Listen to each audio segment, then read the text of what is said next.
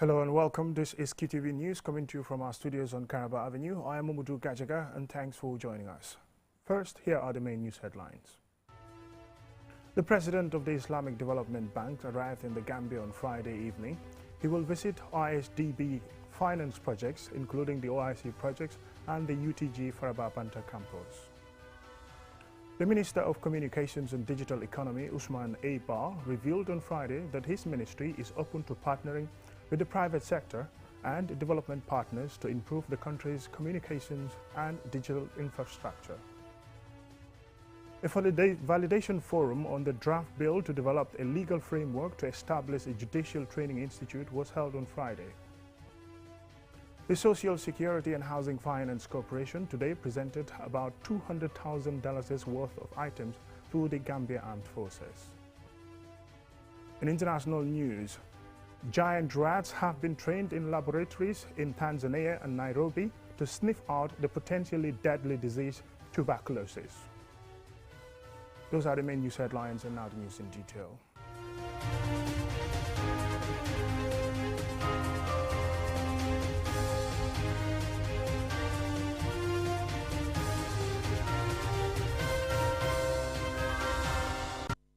Welcome and thank you for joining us. This is QTV News. The president of the Islamic Development Bank arrived in the Gambia on Friday evening. Receiving the ISDB president at the Banjul International Airport is the Minister of Finance and ministerial delegation and senior government officials. During his visit, the Islamic Development Bank president will visit ISDB finance projects, including the OIC projects and the UTG Faraba Banta campus. Here is an excerpt.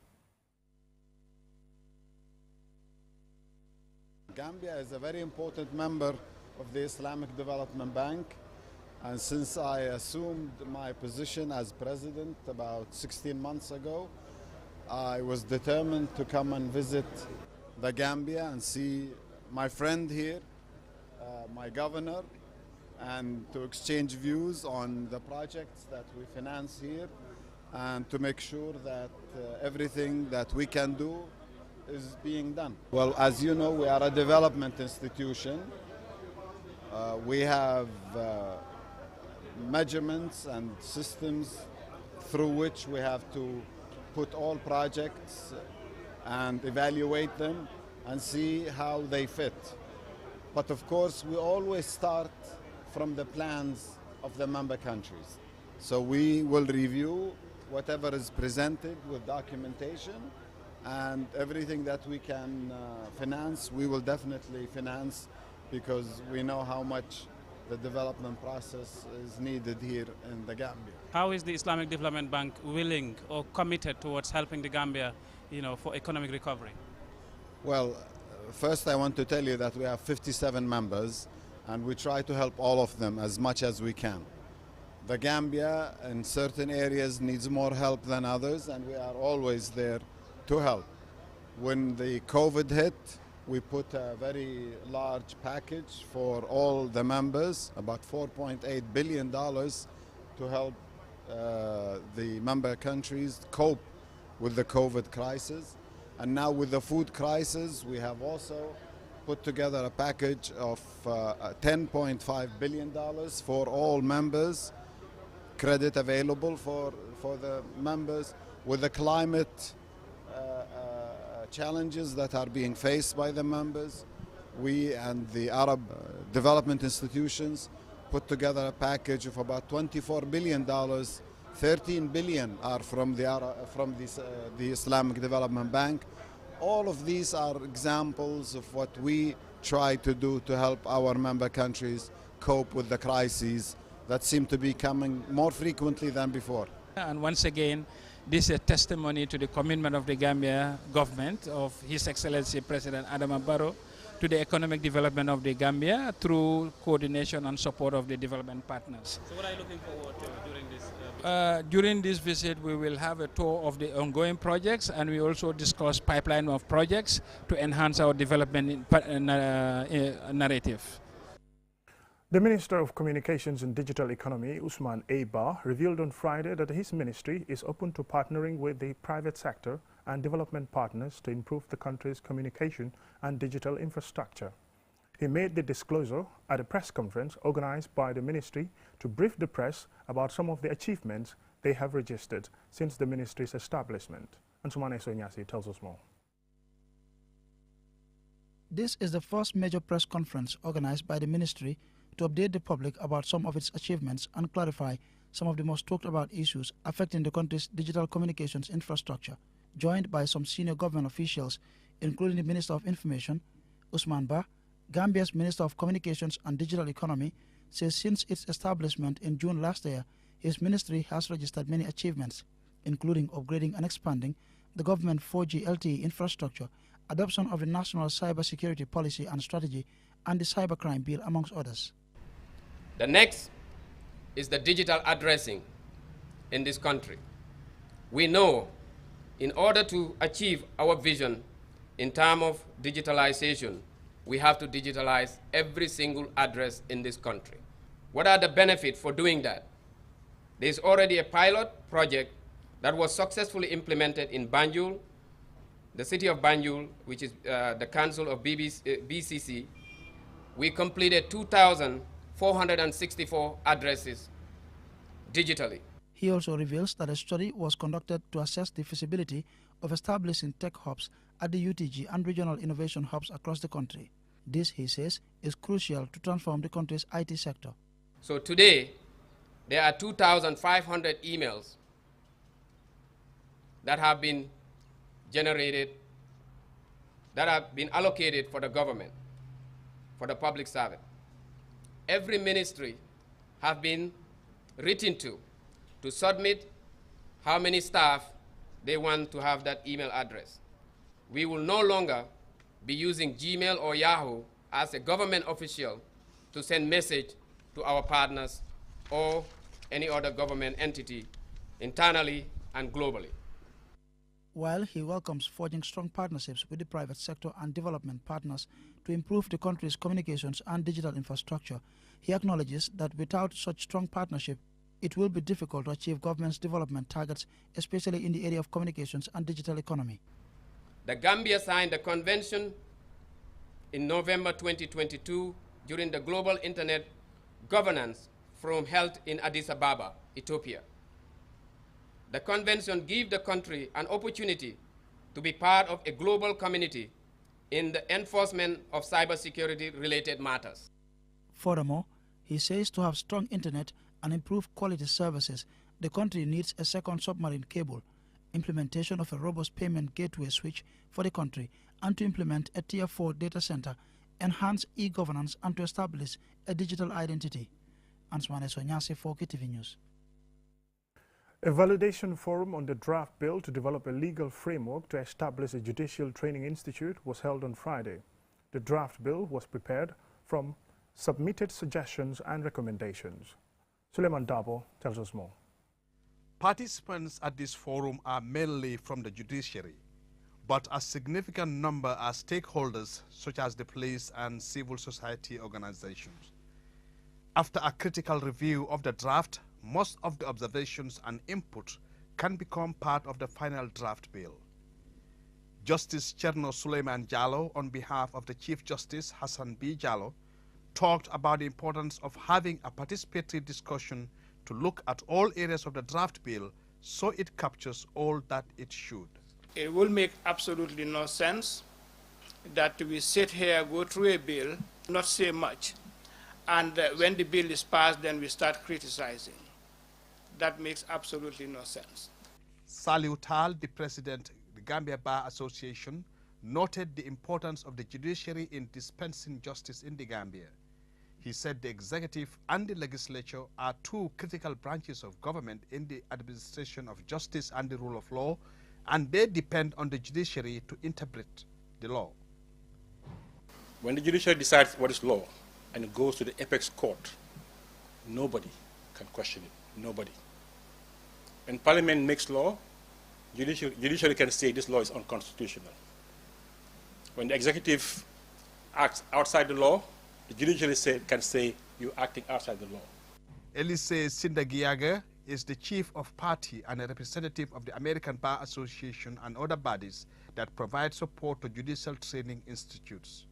He highlighted the importance of a judicial training institute and how his organizations are ready to support the judicial training institutes of the Gambia.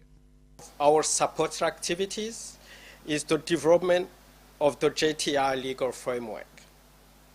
When the judiciary sent a request for support to the JTI, we did not hesitate, as we know that the JTI is one of the key success factors for high-quality justice service delivery. The consultant who prepared the draft bill is Hawasise Sabali, a lawyer who spent a considerable number of years in the judiciary and built a wealth of experience during her long legal career. In presenting the draft bill to the participants, she emphasized how important their roles are to the bill and how that would help prepare the final draft. I am detached. I listen, because every law, you must have somebody to criticize it so that you can redraft it. And there is no perfect draft. There is always a better draft, but no perfect draft. If I were to draft this again, I might give you a different document altogether. So that is the essence of drafting. You listen to the person who was not part of the drafting so that you can present a better draft. The draft bill, as it stands, covers various areas such as the objectives of the institute, how the institute should be funded, whether the institute can sue and be sued. For example, in this draft bill, new judges and magistrates must undergo a minimum of 1 month training in procedure and substantive law, as well as judicial comportment and ethics before assumption of duty.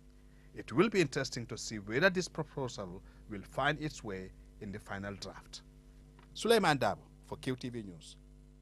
We will now go for a commercial break, and when we return, we still have some more local and international news stories. Do stay tuned.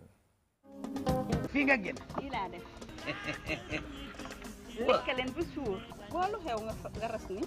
Amna lu manqué de. Lu manqué? Armanti mayonnaise su amul duma lek. Maa ngi ñëw man maa jéegi armanti. Ah.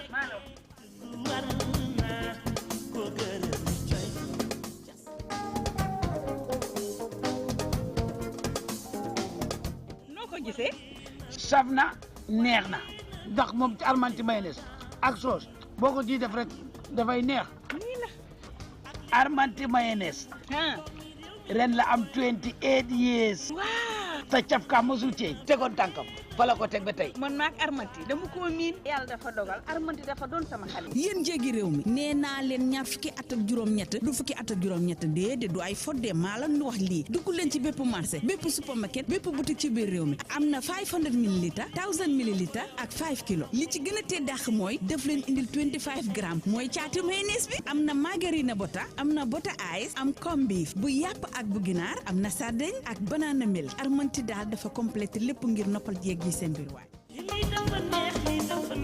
Armanti product, the good quality food.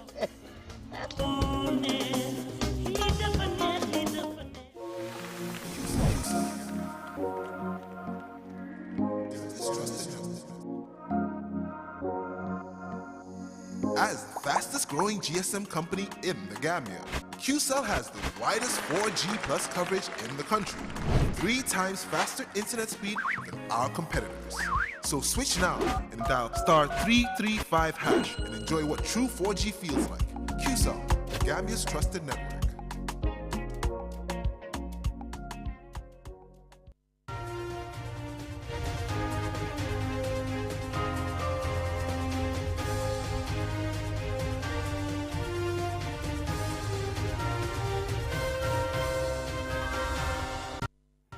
Welcome back, and thank you very much if you're just joining us. This is QTV News. The Social Security and Housing Finance Corporation, as part of its corporate social responsibility today, through the Ministry of Defense, held the presentation of about $200,000 worth of items to the Gambia Armed Forces. The donation is to help improve the living conditions of members of the military. Lena E. Igwenyipa reports. In June last year, President Adama Barrow appealed for support and resource mobilization to assist in improving the working and living conditions of the Gambia Armed Forces. The Social Security and Housing Finance has responded to the President's appeal with this donation. The donated items include a smart TV, refrigerator and generator, among others. Serigne Modou Njie, the Minister of Defense, says the donated items were to address some of the concerns raised by the gallant men and women of the Gambia Armed Forces during CDS Yakuba Drame's countrywide tour of military installations. Almost all the concerns that were raised were addressed by the Chief of Defense Staff when it comes to their operational needs. These are other areas also that were requested by some of the commanding officers in their units. And today we're happy to note that Social Security and Housing Finance Corporation has answered to that clarion call by His Excellency the President. The SSHFC's first transformative strategic plan 2022 to 2026 outlines the corporation's vision and goals to realize its full potential and highlights its obligation to improve and enhance the livelihood of Gambians. Dudu Jane is the acting managing director of the Social Security and Housing Finance Corporation. We are especially honored to be given this opportunity to contribute towards making a difference to the Gambian National Armed Forces. The donation of various items is a clear indication that the SSHFC continued to lead in promoting the social well-being of members and non-members alike. Yakuba A. Drame, Chief of Defense Staff of the Gambia Armed Forces, thanked the corporation for a great initiative and says he is certain that the donation will greatly assist in improving the welfare of members of the armed forces. He hopes this kind act is emulated. On behalf of serving members of the military, both the officer corps and the soldiers, and indeed on my personal behalf, and by extension on behalf of the Ministry of Defense, we want to thank you most profoundly for such a very handsome gift. And be assured they will be put to good use, because it is going to serve and enhance the living and working condition of serving members of the military. It is envisaged that others would emulate your fine example by coming forward as well to make modest contribution towards our collective aspirations. The Gambia Armed Forces defend and preserve the sovereignty and territorial integrity of the Gambia. For this reason, the government of President Barrow is committed to addressing the welfare of soldiers. Reporting for QTV News, I am Lena E. Gwenyiba. $150,000 worth of furniture was presented to St. Peter's Technical Senior Secondary School in Lamen Village by the St. Peter's Alumni Association. Julden Jai attended the presentation and filed this report. To show appreciation and support to the school that contributed immensely to shaping their educational journey, St. Peter's Alumni Association has donated sets of chairs and tables to create a conducive and comfortable learning environment for students at their former school. Paul L.F. Mendy, principal of the school, thanked the former students for their relentless efforts in supporting the school. Brigette Tabu Korea, vice chairperson of the association, says they are proud to be associated with the school. If we come as one body, we will make a lot of progress. In fact, if we had a huge membership, we wouldn't have ended up on the 3 donations we made. For us, we see it as very minimal. So after a lot of dialogues with the principal and staff, we took the decision to furnish the staff room, the admin building. And I think we have done that with diligence. The second one was the donation of jerseys. Bernard Mane, chairman, Board of Governors of the school, highlights the importance of the initiative. These tables really will go a long way to support the school. Those of us who were here years ago, when the school was just starting, we had very good chairs. But those chairs cannot live for 30 years, 40 years. We need to improve a lot of areas in the school to make sure that it is as it was years ago, so that the value it has given to these young men and women will continue.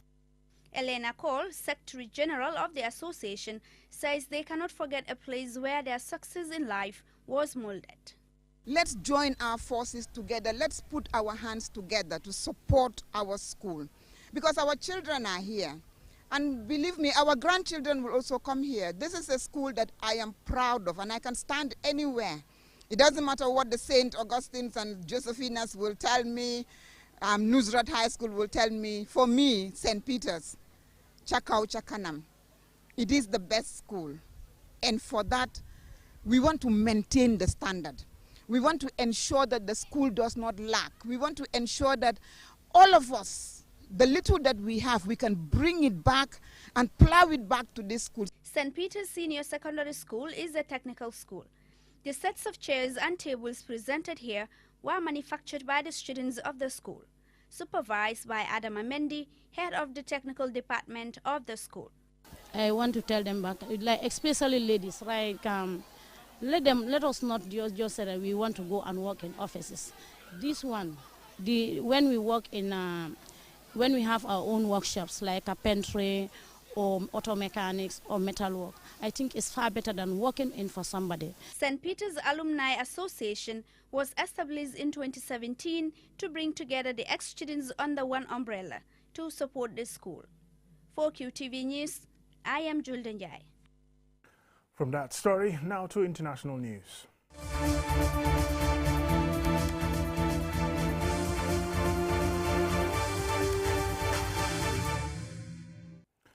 Now, if you're used to catching rats for their meat just as protein, I think it's better for you to think twice when you listen to this story. Giant rats have been trained in laboratories in Tanzania and Nairobi to sniff out the potentially deadly disease, tuberculosis. Lena E. Igwenyiba again. The African giant rats work with scientists at the Apopo Project, a Belgian non-profit organization in Tanzania, because they can detect the smell of the deadly disease. This will help limit time-consuming microscope testing and enable fast detection. The organization is already known for training rats to find landmines, but training them to detect TB was new territory when they adopted the program in 2008. The rats, nicknamed hero rats, undergo training that begins when they are 4 weeks old and involves receiving banana rewards for good behavior. Apopo says trained rats take 20 minutes to screen 100 samples, compared with 4 days for a lab technician, with almost 100% accuracy. Now the hero rats work in 21 medical centers in the Tanzanian capital, Dar es Salaam.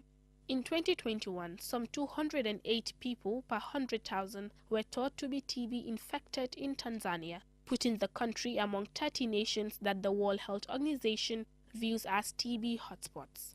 According to the World Health Organization, TB claimed the lives of 1.6 million people in 2021, including 187,000 people with HIV.